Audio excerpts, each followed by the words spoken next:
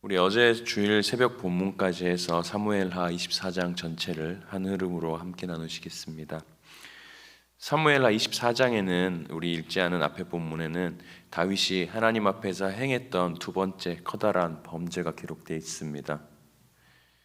어느 날 다윗은 이 군사령관 요압에게 이스라엘의 모든 사람들의 숫자를 계수하여 보고하라고 명령합니다.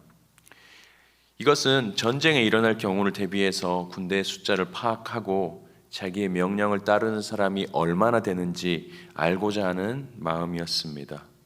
또 기록되어 있지 않아 모르지만 태평성대 다윗이 은근히 스스로의 이루어진 것을, 이 나라의 성장을 과시하고자 하는 마음도 있었던 것 같습니다. 아마 지금 다윗은 하나님께서 지금까지 때마다 시마다 필요할 때 사람을 붙여주셨고 전쟁에서 승리하게 해주셨던 분이라는 것을 망각하고 있는 것 같습니다. 요압과 군사령관들은 온 이스라엘을 9달 20일 동안 조사하여 돌아옵니다. 그렇게 돌아와서 칼을 빼는 담대한 자, 즉 전투 가능 인원을 130만 명으로 보고합니다. 다윗은 아마 마음이 넉넉해졌을 겁니다.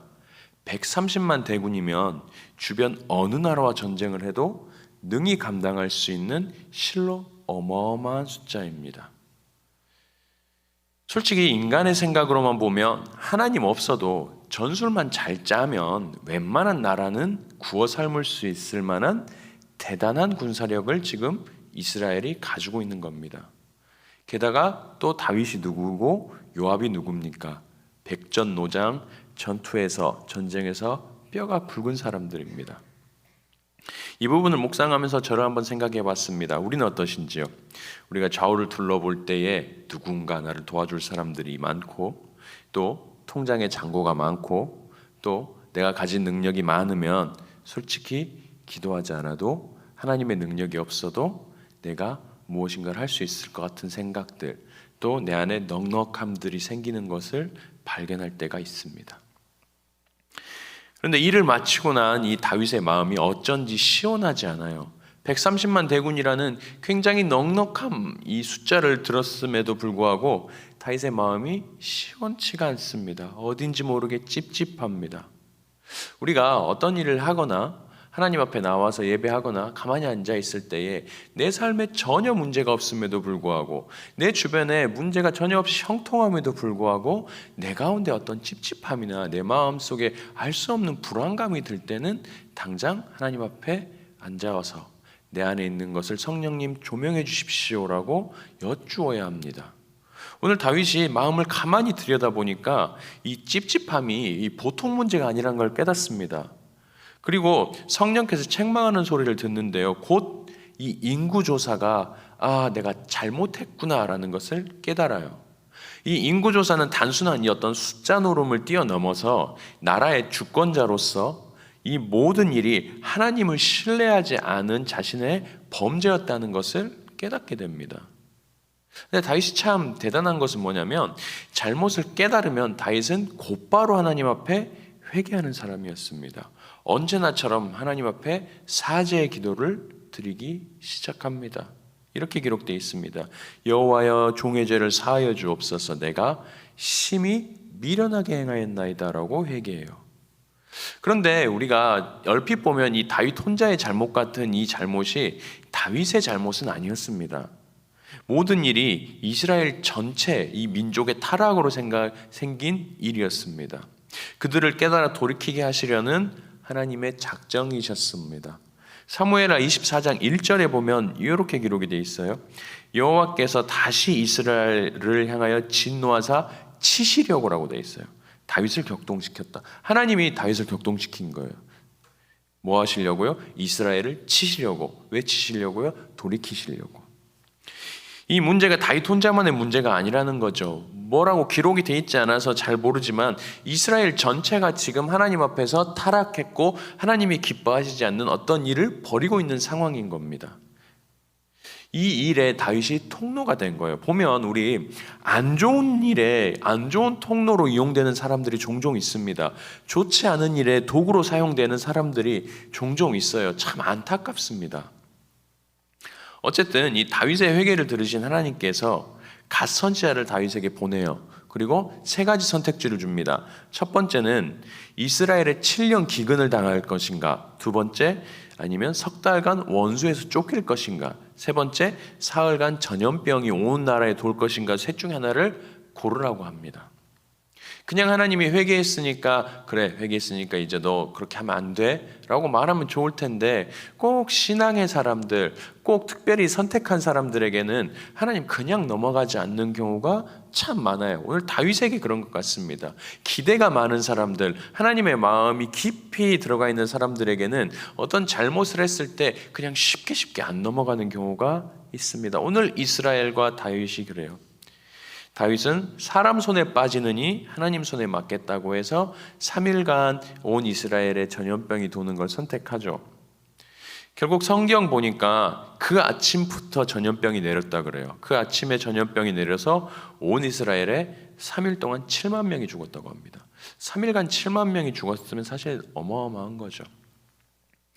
그리고 이 3일 동안 하나님의 명령을 받아서 온 이스라엘에 질병과 죽음을 내렸던 천사가 오늘 읽으신 오늘 이 본문 아라우나라는 여부스 사람의 타작마당에 지금 딱 서 있는 상황이에요.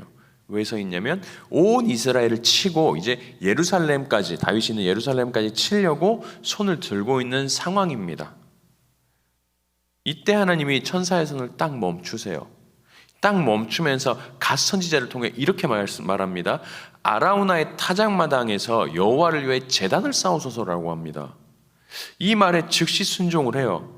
그리고 아라우나를 다시 찾아갑니다. 찾아가서 지금 너가 있는 이 땅, 이 타작마당을 내가 살 테니까 빨리 내게 팔아라라고 합니다. 아라우나는 왕이니까 그냥 드리겠습니다라고 하지만 아니다, 내가 값없이 하나님께 제사 드리지 않겠다라고 하면서 땅과 소를 은 50세겔에 사요. 그리고 그 땅에서 제사를 드렸더니 그 재앙이 멈췄다라고 오늘 성경이 기록이 되어 있습니다.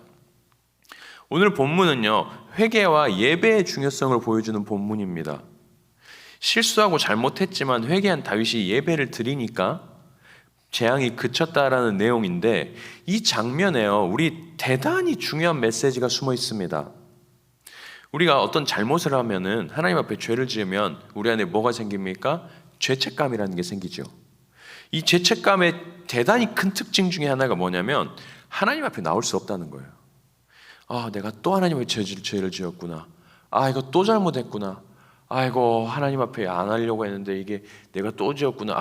이거밖에 안 돼요. 하나님, 내가 주님 얼굴이 뜨뜻해서 주 앞에 못 나오겠습니다 라는 마음이 내 안에 생긴다는 거예요.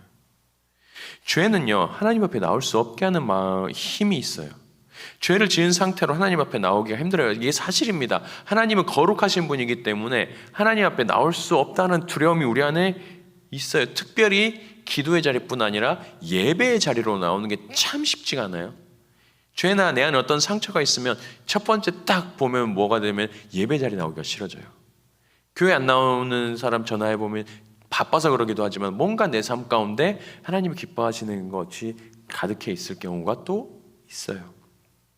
나와야 하는 것은 머리로는 알겠는데 하나님이 기뻐하지 않는 건 내 안에 가지고 있으면 예배 자리로 나오는 게 참 쉽지가 않더라는 말이에요. 이게 아담의 속성입니다. 아담과 하와가 죄를 지었을 때 하나님의 낯을 피해서 숨었던 것처럼 우리도 죄를 짓거나 내 안에 어떤 어려움이 있으면 하나님 앞에 나오는 게 쉽지가 않아져요. 말씀이 하나님의 음성으로 들려야 되는데 이게 말씀이 하나님께서 나를 책망하시는 걸로만 들리는 거예요. 찬양이 기쁨과 즐거움이 돼야 되는데 노래하는 자리가 너무 괴로울 때가 있어요. 사람들을 만나는 게 부담이 될 때가 있다란 말입니다. 그런데 어쨌든 하나님의 방식은 죄를 지었으면 회개를 해야 삽니다. 그리고 정말 중요한 것을 오늘 본문이 말해주고 있는데, 회개 기도를 했으면 예배를 회복해야 된다는 거예요. 예배를 회복하지 않으면 회개했어도 금방 다시 무너집니다. 예배를 회복하고 예배를 지속해야 우리의 영혼에 새 힘이 생기는 거예요. 하나님은 예배하는 자를 찾으시지요. 이 아라우나의 타작마당에서 그냥 다윗이 그냥 회개했으면 된 게 아니고 이 죽음의 자리, 이 천사가 온 이스라엘을 치고 서 있는 이 자리에서 지금 다윗은 아라우나의 타작마당을 사서 예배의 자리로 삼았습니다. 그리고 그곳에서 하나님을 경배하고 하나님 앞에 제사를 지냈어요. 오늘 본문에 나와 있지 않지만 대단히 우리에게 힘이 되고 중요한 사실 하나가 있는데요.